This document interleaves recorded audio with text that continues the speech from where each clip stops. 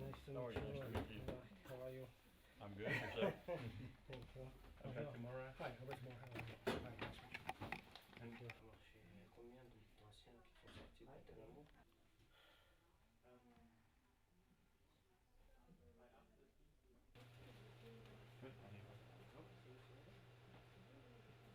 On nous met tout nus, on nous cambre comme ça, et comment dirais-je, on se fait violer devant tout le monde. Donc j'ai jamais compris cette scène-là, cette scène qu'on va vivre 3 fois, 2 fois à Kandahar et 1 fois à Guantanamo. Je l'ai jamais comprise en fait.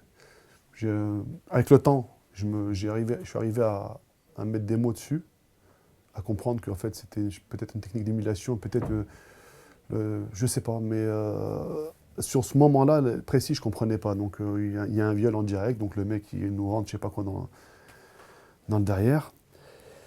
Et je vois que je me retourne sur le côté, je vois tous les médecins, les gradés, ils valident. Donc c'était filmé, donc ils disent ok, il lui dit un terme en anglais, donc ils disent ok.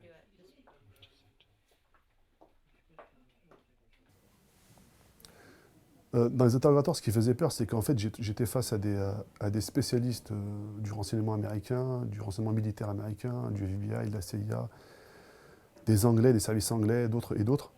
Mais ce qui me faisait peur, c'est que je sentais qu'ils étaient perdus. Que, en fait, c'était un sentiment réel. Je me disais, mais ils sont perdus, et ça me faisait peur. C'est-à-dire que je me dis que le fait qu'ils ne savent pas qui on est ou comment nous prendre, je vais vraiment payer pour d'autres. Je ne crois plus en la justice de l'homme. Je, du moment que je ne crois plus en la justice de l'homme, j'attends plus rien de l'être humain en termes de justice. Donc, je ne vais pas me torturer. La haine, qui devait être normalement ancrée dans mon cœur avec tout ce que j'ai subi, aurait fini par me détruire moi d'abord. You want some kappa for your light?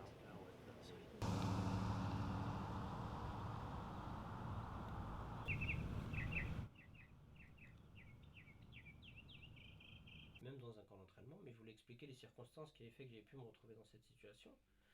Moi, je les avais changés déjà à Kandahar, parce que les Américains pensaient qu'on avait été en Afghanistan pour s'entraîner à commettre des attentats et revenir en France pour faire des attentats. Voilà, c'était la thèse qu'eux avançaient. Alors nous, évidemment, on expliquait que c'était faux, mais on voyait bien que les réponses ne satisfaisaient pas. Et donc, moi, ce que j'ai préféré dire, c'est oui, d'accord, je vais vous expliquer. C'est vrai, si je suis parti en Afghanistan, vous avez raison, etc., etc. Enfin, je ne me souviens plus ce que je disais exactement, mais il y avait des choses que, pour que les mauvais traitements s'arrêtent, j'ai dû inventer. Parce que j'avais peur déjà, parce que j'avais mal aussi, et parce que je me suis dit, c'est pas grave. Quand la situation s'arrangera, je dirai la vérité. Mais pour l'instant, il vaut mieux leur dire ce qu'ils veulent entendre, au moins ça va arrêter les problèmes.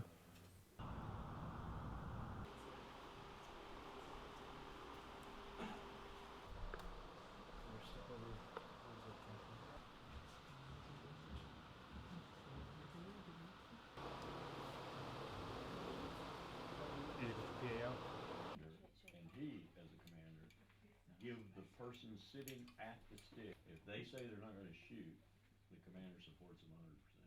That's not true in every.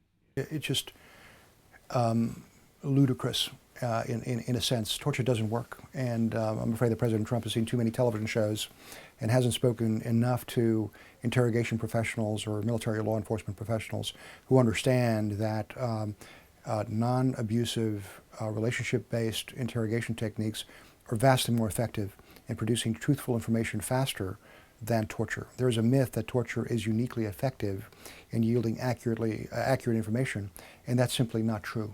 Not true. Which is not to say that torture may never work. It's useful in eliciting confessions, for example, but not in eliciting accurate, reliable information that is vital in order to prosecute the war against terrorism effectively. Based in Boston, although I live in Washington, D.C.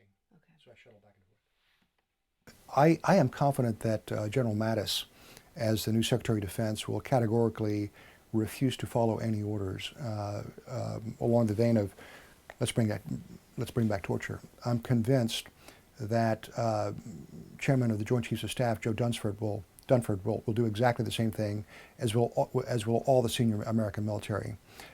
So we can count on that opposition to unlawful orders on the part of the militaries.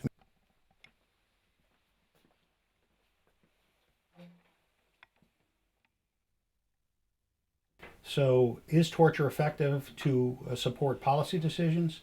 Absolutely. The problem is it's not truthful information.